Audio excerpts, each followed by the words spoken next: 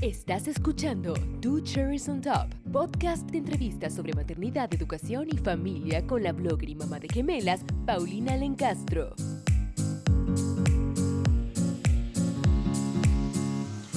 Hola, el día de hoy les tengo un tema muy interesante. Vamos a estar hablando sobre la legalización del aborto y ciertas iniciativas que se están dando no solamente en Guatemala, sino que hemos visto que en las últimas semanas ha sido un tema muy sonado, digamos, con lo que se estaba sucediendo en Argentina y en otros países que han estado muchos grupos atrás de legalizar el aborto, ¿verdad? Me acompaña Astrid Ríos, ella es directora de La Familia Importa y está también hablándonos el día de hoy en representación de la Asociación y Fundación Sí a la Vida. Bienvenida al podcast. Gracias.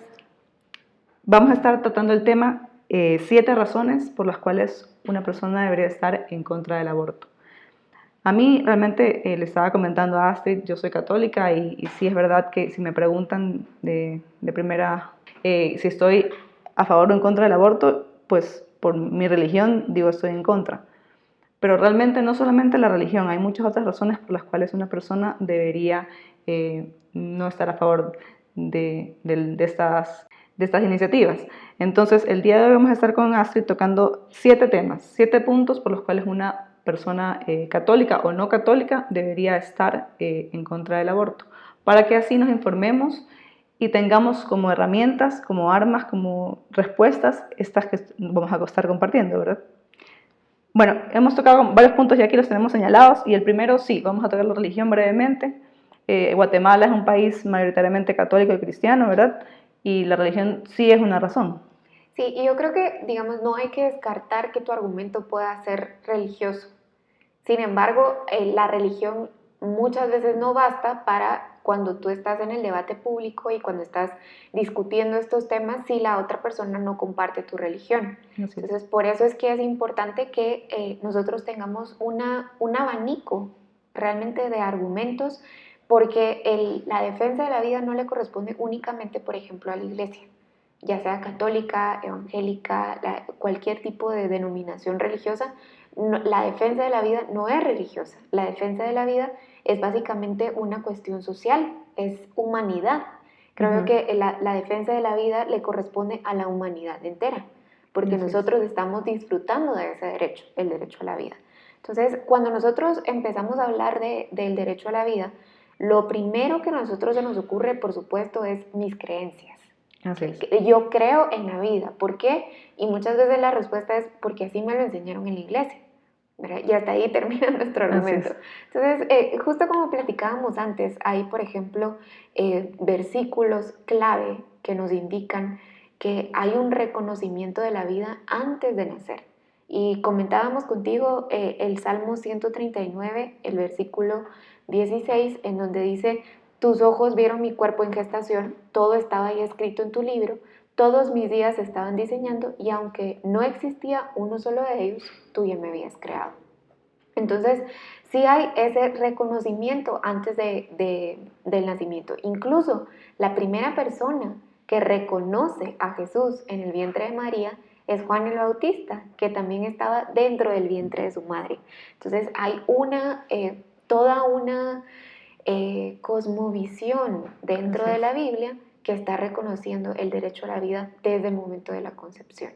Ese podría ser el primer punto de religión. Y además que en la Iglesia Católica existe mucha doctrina, muchas encíclicas donde el Papa en su momento, ¿verdad?, estaba defendiendo el derecho a la vida. Es una de las columnas vertebrales, creo yo, de la religión. Entonces sí es importante conocer esos argumentos porque terminan o cierran el círculo de defensa de la vida.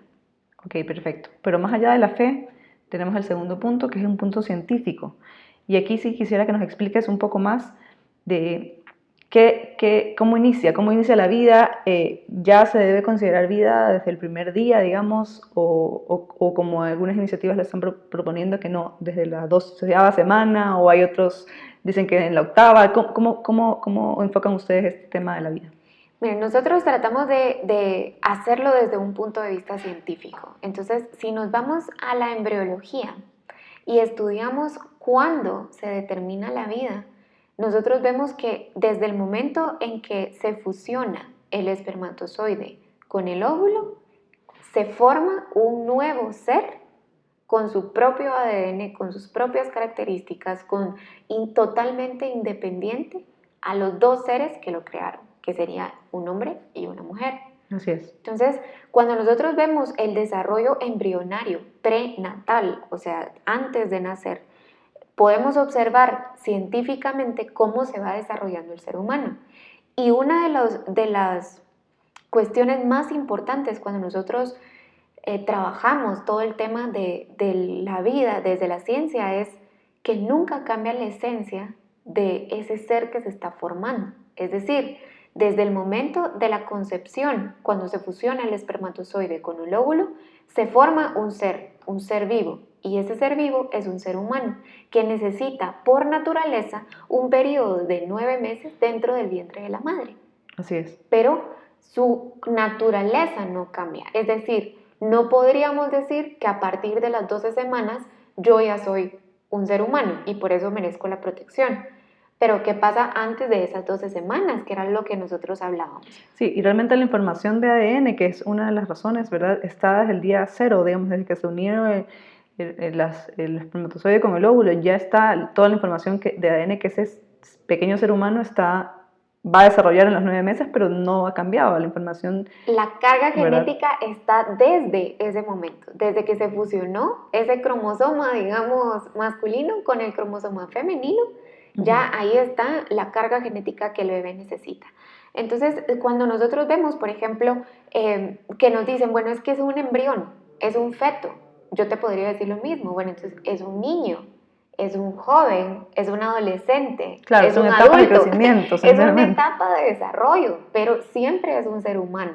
Entonces, la ciencia, por ejemplo, si analizamos esta iniciativa que es, digamos, porque estamos con esta conversación que está diciendo que podemos terminar con la vida de ese ser humano hasta las 12 semanas de gestación. Bueno, ¿qué hay en las 12 semanas de gestación?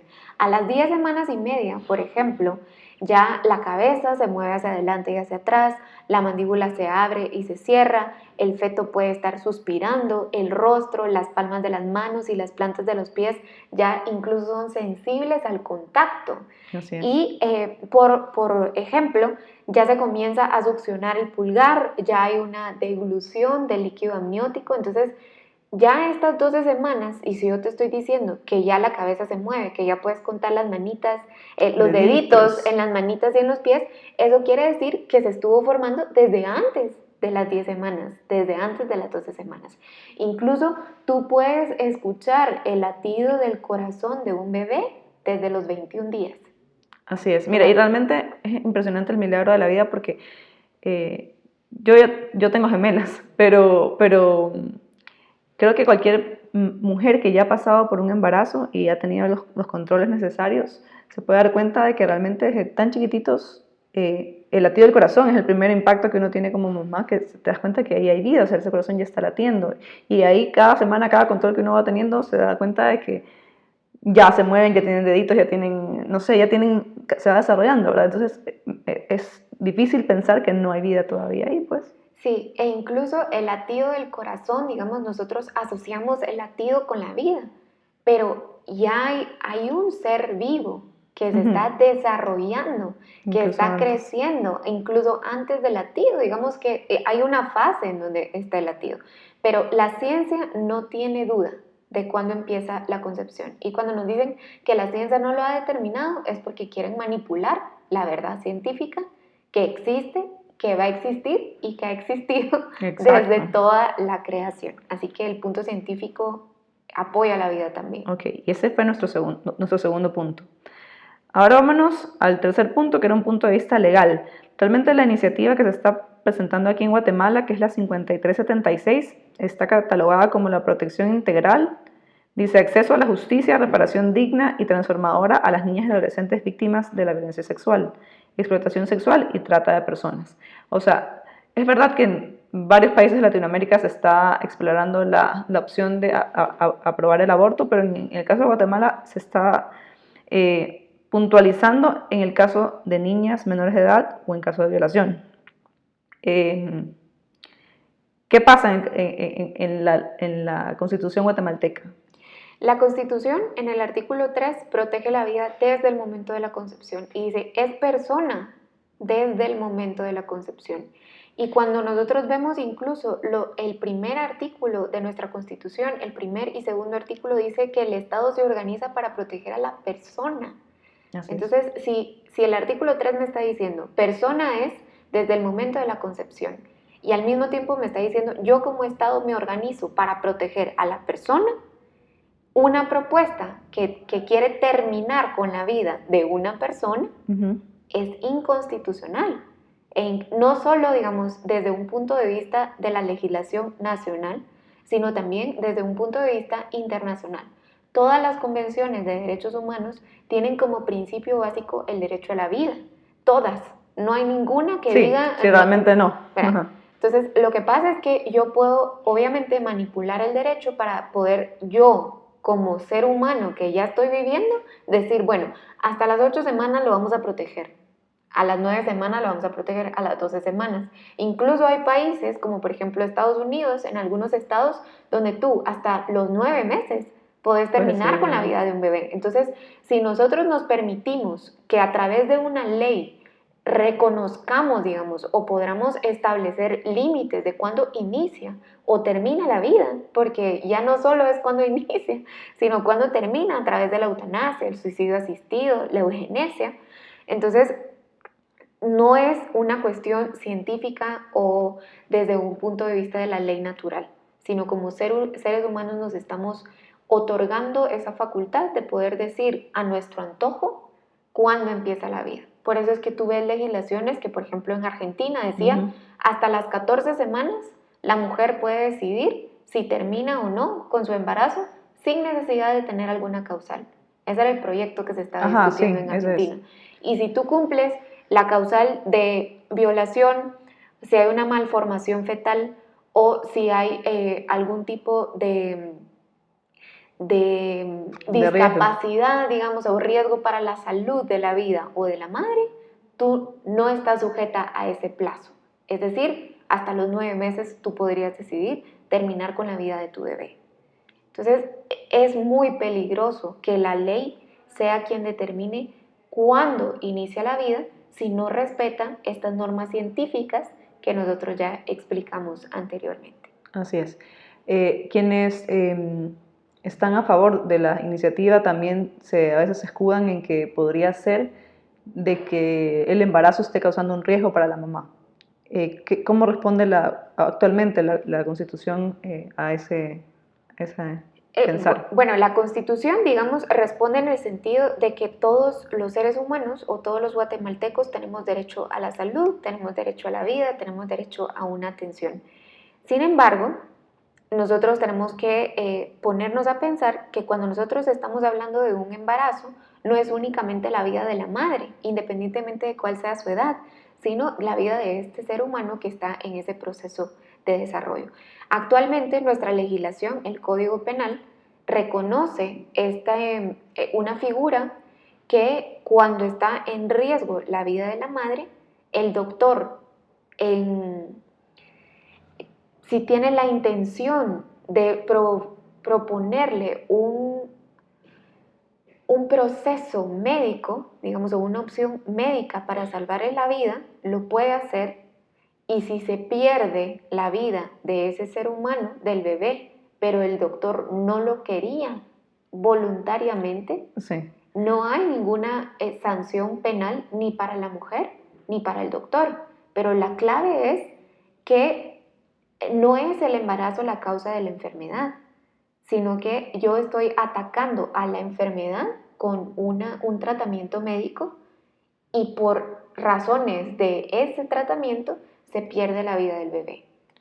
Bueno, y realmente tenemos que pensar que los médicos también con el juramento hipocrático deberían estar llamados a velar por las dos vidas. Claro, obviamente la vida del bebé sin la madre no se puede dar tampoco, entonces primariamente debería atender, digo yo, a la mamá, ¿verdad? Pero siempre tratando de salvar ese bebé, ¿verdad? Sí, ese juramento hipocrático es clave, porque los doctores se juramentan proteger la vida desde la concepción y salvar las dos vidas.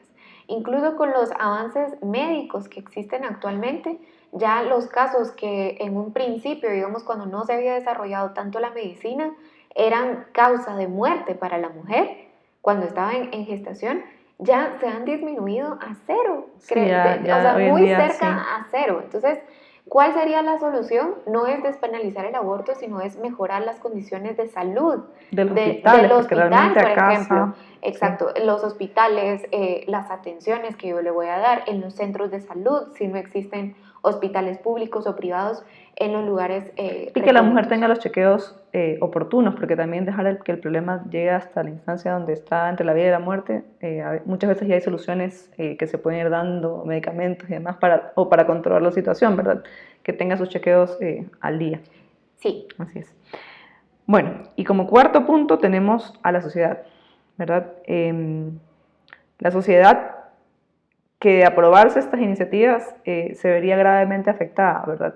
Vemos que todos somos parte de ella y que hablábamos de que la sociedad debe proteger al más débil. ¿Quién es el más débil en ese momento? La mamá, que puede, en este caso, ser una menor de edad, el bebé, ¿quién debe responder? ¿Cómo deberíamos comportarnos como sociedad?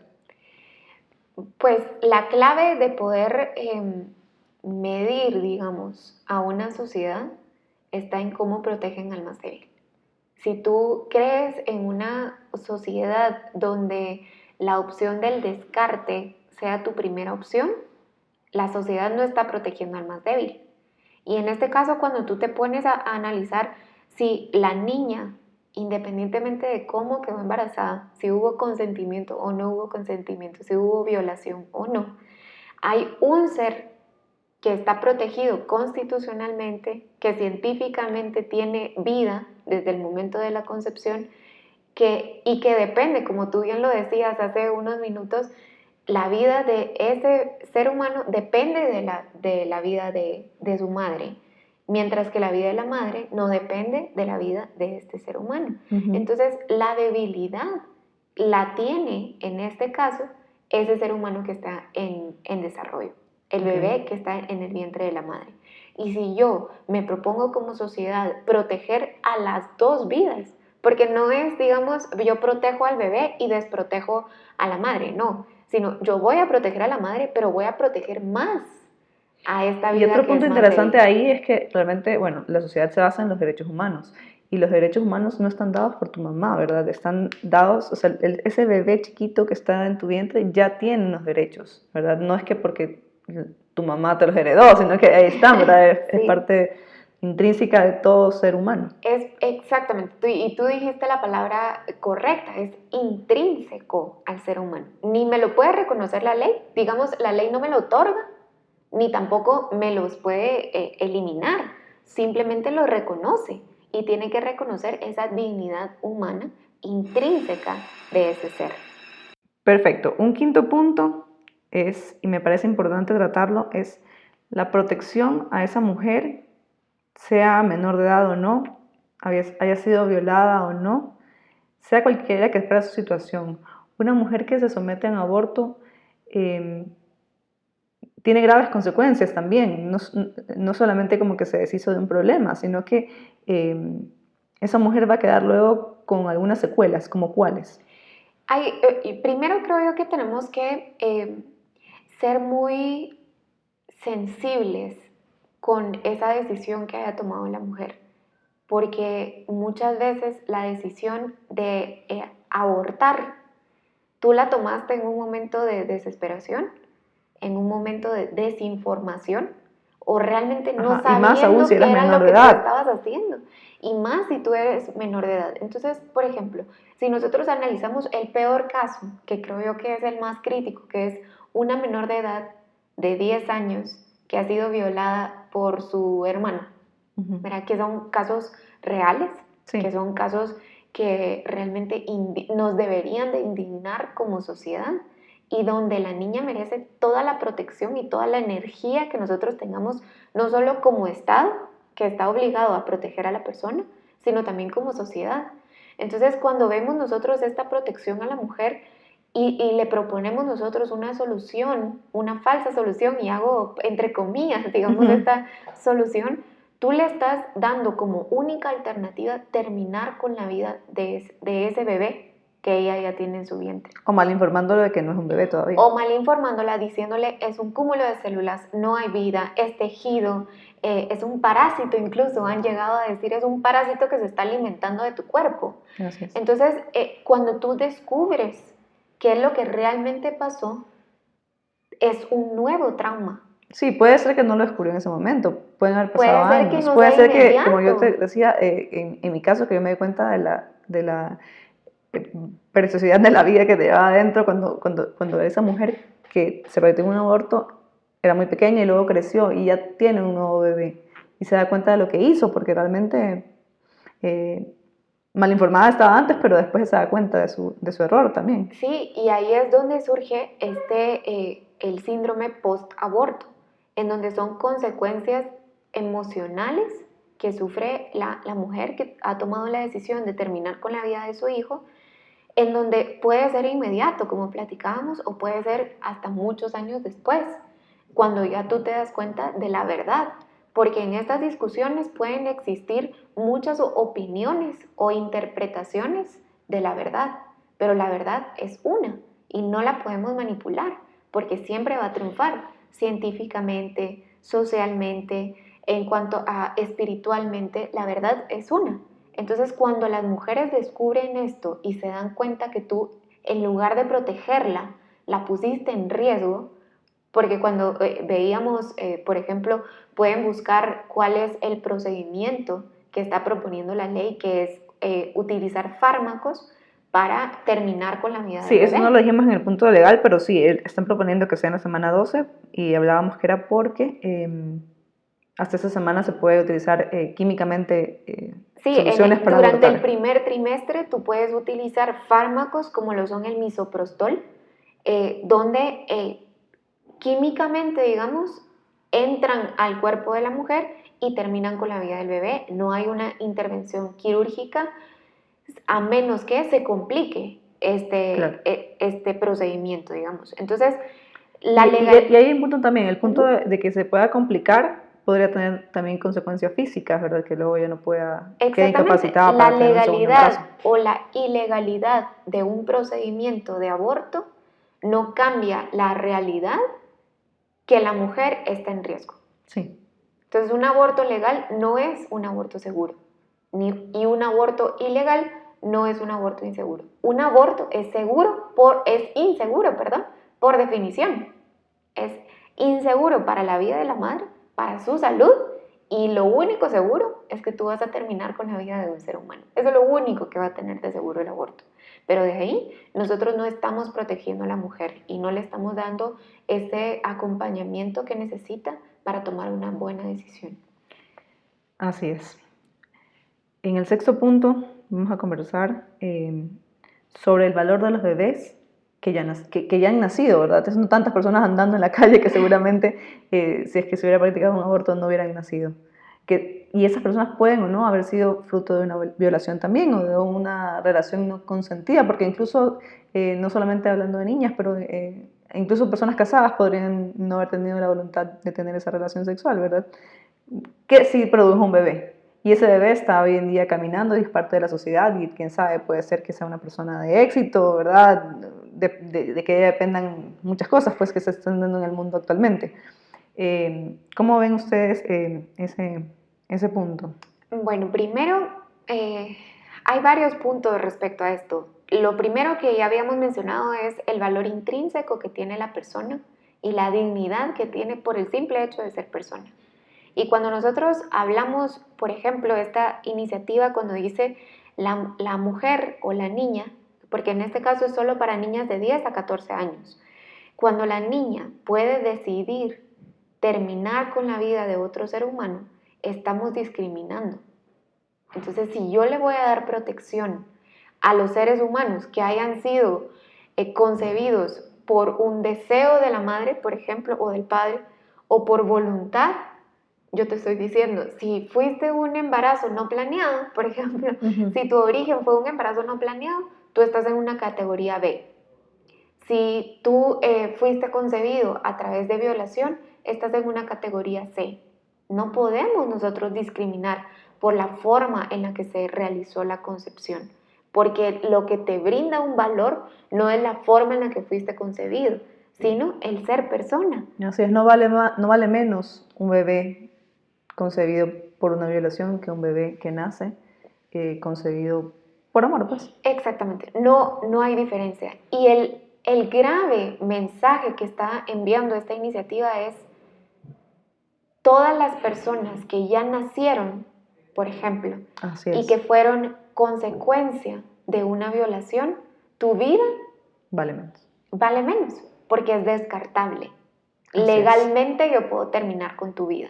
Entonces, no podemos nosotros, como sociedad, permitir Y ese sabes que estigma. ahora que le estás diciendo también lo pienso y realmente digamos que sí, el bebé fue fruto de una violación a una niña de 10, 12 años y el bebé nació. Entonces, bajo esa premisa, la madre podría luego decir, ya, el niño tiene un año y no, ahorita no lo quiero mantener, no lo quiero, fue fruto de una violación, matémoslo pues, porque igual es un proceso, ¿verdad? Sería similar, ¿Sí? sería similar decirlo así. Sería similar, porque es una cuestión de, bueno, ¿qué es la diferencia?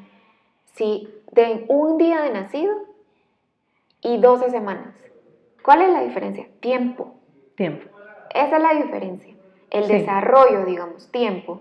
Pero la diferencia no es hay vida o no hay vida, la diferencia es depende de la madre para sobrevivir, porque un día de nacido, si tú dejas a ese bebé de un día de nacido solo, no va a sobrevivir, no puede sobrevivir, pero ya todo el mundo lo considera como una persona, ya sea que estés a favor del aborto y no digamos las personas que protegemos la vida desde el momento de la concepción. Entonces, estigmatizar a un porcentaje de la población por la forma en la que fueron concebidos es discriminación pura. Así es. Bueno, y como séptimo y último, pero no porque no hayan más, sino porque el tiempo se nos acorta, ¿verdad? Hay una onda feminista, ¿verdad? Un poco detrás de todo esto y también de tantas otras iniciativas, pero sí, sobre todo en esta, que dice que la mujer debería ser dueña de su propio cuerpo y por tanto decidir que como el bebé vive dentro de uno, esos 9 meses, tú tienes potestad de hacer lo que sea con tu cuerpo, incluso con ese bebé que está viviendo en tu cuerpo. ¿Cómo responde sí a la vida, a ese pensar? Primero, la mujer sí puede ser dueña de su cuerpo. Okay. O sea, todo ser humano, independiente si es mujer u hombre, es dueño de su cuerpo. Es decir, yo puedo decidir si me corto el pelo o no me corto el pelo, si me pongo un tatuaje o no, si me hago una cirugía estética o no, si quiero disponer sobre lo que forma parte de mi cuerpo. Pero como hemos visto ya científicamente, legalmente, espiritualmente, ese ser humano que está dentro de tu cuerpo no te pertenece. Lo que te pertenece en todo caso sería tu útero, o sea, el útero de la mujer, pero nosotros tendríamos entonces, si quiere decidir sobre su cuerpo, es retirarse el útero, no eliminar al bebé que tiene dentro. Entonces, cuando nosotros vemos que la ciencia nos dice, y si nosotros pusiéramos, por ejemplo, rayos X, o cuando le hacen el ultrasonido a la mujer, nosotros vemos que hay 2 corazones, el corazón de la madre y el corazón del bebé, hay 2 cabezas, en la cabeza de la madre del bebé, hay 2 brazos, hay 2 piernas, todo es doble, porque hay 2 seres humanos ahí. El ser humano que es la madre y un ser humano que es el bebé. Entonces, decir que yo puedo decidir sobre mi propio cuerpo, claro que puedes decidir sobre tu propio cuerpo, pero el bebé también no debe es poder parte de decidir tu cuerpo. sobre Y si tú estás, exactamente, si tú estás defendiendo como feminista, por ejemplo, que tienes derechos sobre tu propio cuerpo, tu hijo también debería de disfrutar esa libertad de poder decidir sobre el propio cuerpo. Entonces, no puedo yo exigir que respeten esa libertad si yo con mis acciones estoy deliberadamente e intencionalmente destruyendo la libertad de otro ser humano de decidir sobre su propio cuerpo. Así es, interesante la verdad la conversación, porque sí ha dejado, yo creo que para mí y ojalá para todas las que nos están escuchando, mucho más claro, ¿verdad?, el enfoque de por qué deberíamos estar en contra de este tipo de iniciativas como la 5376 que se quiere dar aquí en Guatemala. Por otro lado, sí a la vida ofrece una opción, ¿verdad? Incluso en el caso específico de lo que la iniciativa está queriendo proponer, a niñas que están en este momento de vulnerabilidad en el que pudieron haber sido violadas. Realmente es que son niñas, son violadas, realmente, porque aunque lo hayan querido, no, Sí, la ley incluso no la debería ser ley así, te pues, dice que si es de 13 años, actualmente es de 13 años, todas esas relaciones sexuales que Así tú es. tengas con la niña se consideran como una violación. Así es, porque no, menor de edad no, Ajá. no es una, aunque la niña haya dicho que sí, no quiso decir que sí, ¿verdad? E incluso así, una pausa muy breve, o sea, un Sí, paréntesis muy ajá. breve. Yo te estoy diciendo por ley que una niña de 14 años o menos no puede darse un consentimiento para tener relaciones sexuales, pero al mismo tiempo yo le estoy dando la capacidad de poder decidir si quiere terminar con la vida de un ser humano o no. Entonces no tiene sentido que yo Sí. le dé a ella una capacidad para poder terminar con la vida de otro ser humano, pero no para dar un consentimiento. O yo digo, ella no es capaz, aunque lo haya dado, no es capaz de entender qué es lo que estaba haciendo. Sí, y realmente, Astrid, no vamos a taparnos los ojos. Hay un problema social, hay muchos casos, ¿verdad?, de menores de edad que son violadas, de pobreza, de una situación difícil hospitalaria, en la salud pública y demás. Pero tal vez esa no es la vía. Hay que llegar al fondo del problema. Y ahí es donde surge Sí a la Vida. Digamos, es por eso que se creó Sí a la Vida, para darle ese acompañamiento que necesita la mujer en cualquier etapa de desarrollo, podemos ponerlo así, sea menor de edad o sea mayor de edad. Sí a la Vida lo que trata de proponerle son ese acompañamiento emocional, un acompañamiento médico. Sí a la Vida actualmente cuenta con un acompañamiento pre y postnatal. Ellas te dan también durante la asociación, durante el proceso, perdón, donde que tú estás en la asociación, ellas te dan también un acompañamiento psicológico, en donde no le estás diciendo a la mujer qué tiene que decidir, simplemente le estás poniendo a su alcance la información completa, todo lo que nosotros estamos hablando para que ella pueda tomar una decisión informada. Incluso hay casos de mujeres que se acercan hacia la vida y no regresan. Y hay mujeres que deciden quedarse en el programa y continuar con la vida de su hijo. Entonces, Sí a la Vida es lo que, en mi opinión, el modelo de políticas públicas que nosotros deberíamos de implementar.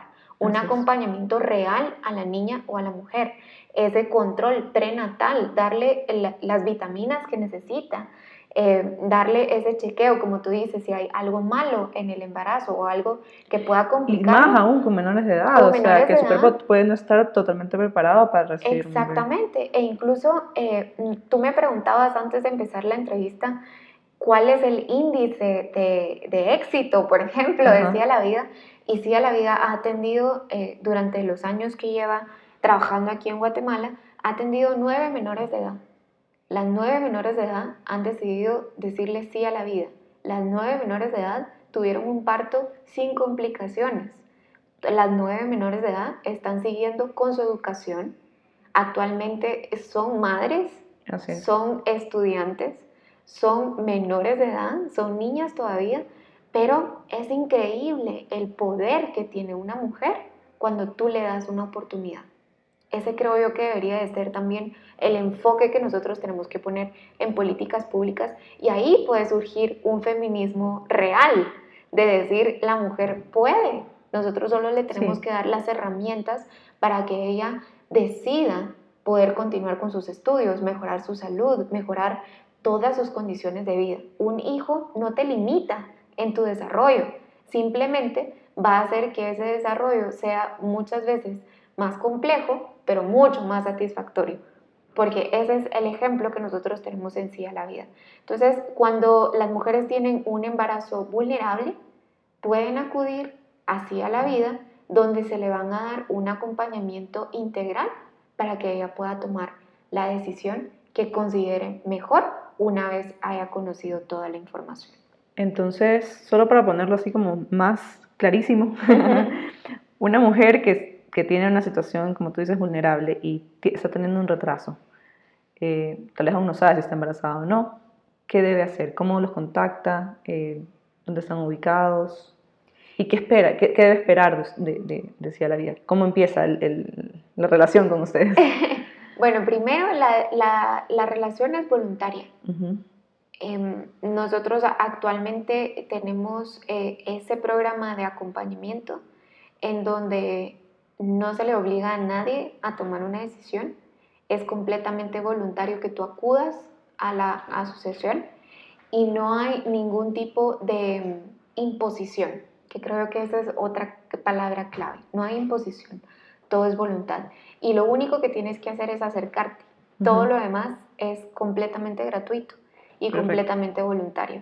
Entonces, yo te puedo dar los datos porque creo que es más fácil tenerlos por escrito y los verlos, podemos poner en las notas del ponerlo en las episodio. notas para que puedan tener una opción real en donde no te van a decir qué tienes que hacer, solo te van a decir cuál es la información. Así es, para tomar una decisión para informada. tomar una decisión informada.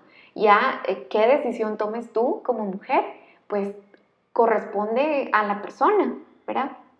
Que lamentablemente estoy segura que si ese bebé que está en el vientre de la madre pudiera también decir yo me quiero manifestar y dar mi decisión, Sí, él diría yo quiero vivir, todavía no, pues la ciencia no nos permite eso, pero sí, nosotros como Sí a la Vida queremos darle ese acompañamiento y realmente necesitamos que la sociedad que también esté apasionada por la vida se involucre no solo en la asociación, porque necesitamos muchas manos, necesitamos fondos para poder seguir realizando el trabajo, necesitamos expandir este programa al interior del país, donde realmente hay una necesidad que ya hemos logrado identificar por estas estadísticas que nos presentan.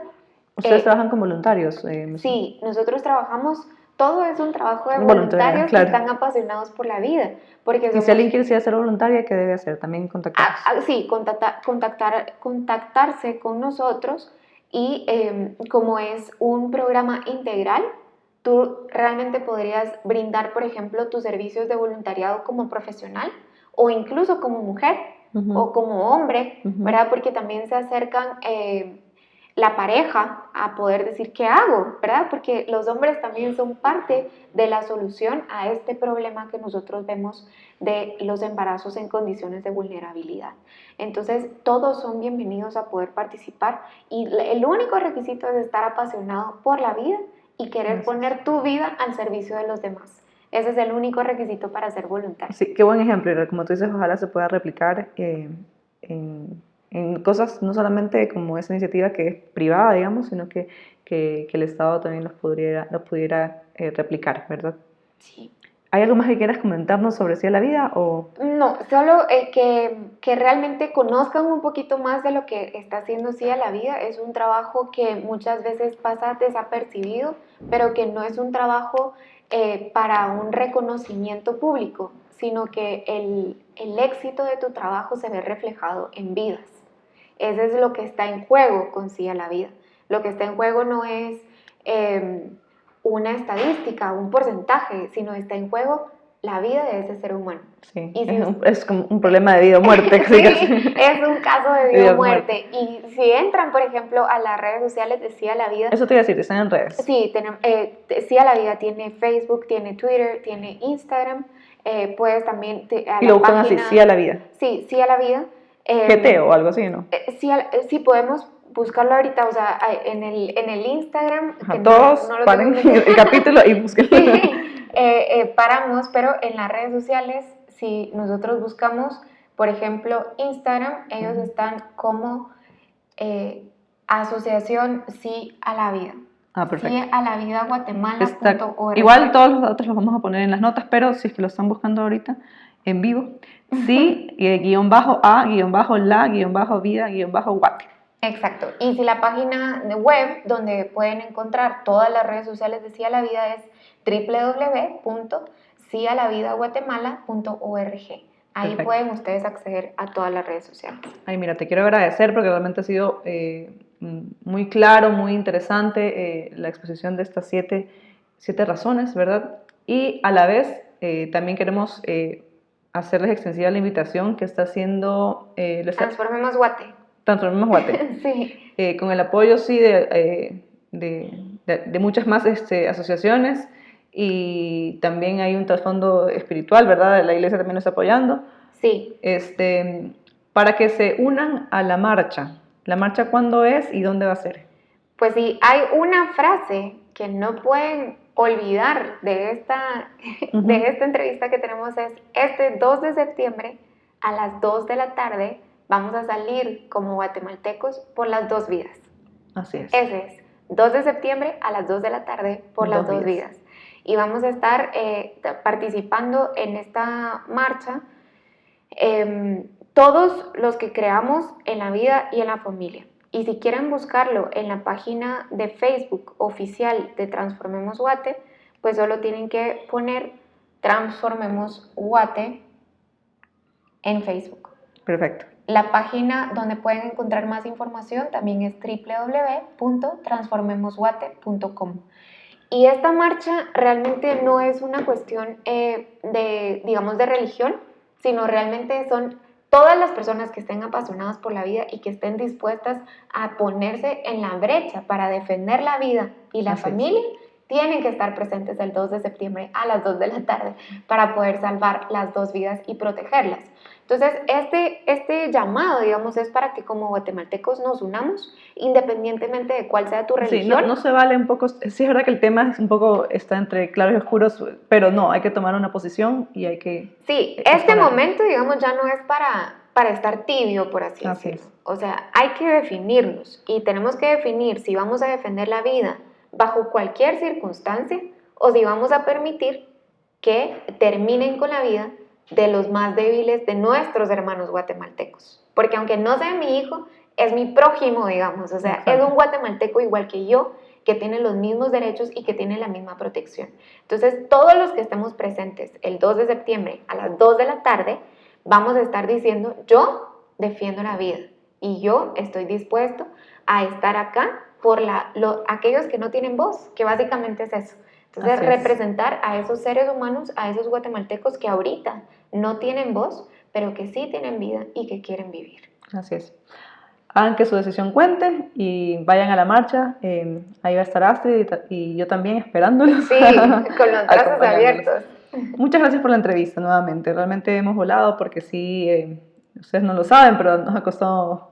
Fue como muy rápida la decisión de hacer la entrevista y por eso agradezco a Astrid de haberme brindado su tiempo con tan poca anticipación, ¿verdad? Yo quería aprovechar el podcast para hacer extensiva y darles a conocer la invitación a la marcha y esa es la finalidad, que todos se puedan unir este 2 de septiembre a las 2 de la tarde por las 2 vidas. Sí, y si han llegado hasta el final de este podcast, es porque sabemos que está un poquito más largo de lo normal, pero de verdad queremos agradecerles porque sabemos que están ustedes preocupados y que también están dispuestos a actuar. Y eso es lo que necesitamos ahorita como Guatemala e incluso te diría como Latinoamérica. Sí, como Entonces, muchísimas gracias de verdad a ti por la oportunidad que nos das de poder transmitir este mensaje y también muchas gracias a todos los que nos están escuchando y que llegaron hasta este minuto de la entrevista porque tenemos que unirnos. Y este 2 de septiembre es solo el inicio realmente de esta lucha que vamos a tener nosotros por la vida y por la familia. Sí, y realmente... sobre todo Guatemala se ha caracterizado porque si se unen logran lo que se proponen. Ya lo han visto ustedes reflejado en otras marchas por otros problemas, ¿verdad? Y esperemos que esto también sea el caso. Sí, y si nos pueden ayudar en redes sociales, por ejemplo, compartiendo la marcha y también utilizando los hashtags que vamos a utilizar en redes sociales. Los hashtags, son hashtag Chapines por las 2 vidas, hashtag Nuestras niñas merecen más y hashtag Salvemos las 2 vidas. Perfecto. Los dejamos. Muchas gracias por escucharnos y nos vemos hasta el otro lunes. Adiós. Puedes seguirnos en redes, Instagram y Facebook como Two Cherries on Top GT. Escuchar el podcast directamente en nuestro blog www.twocherriesontop.com, en iTunes, en el app de podcast para celulares Apple y en YouTube. No olvides suscribirte y compartirlo.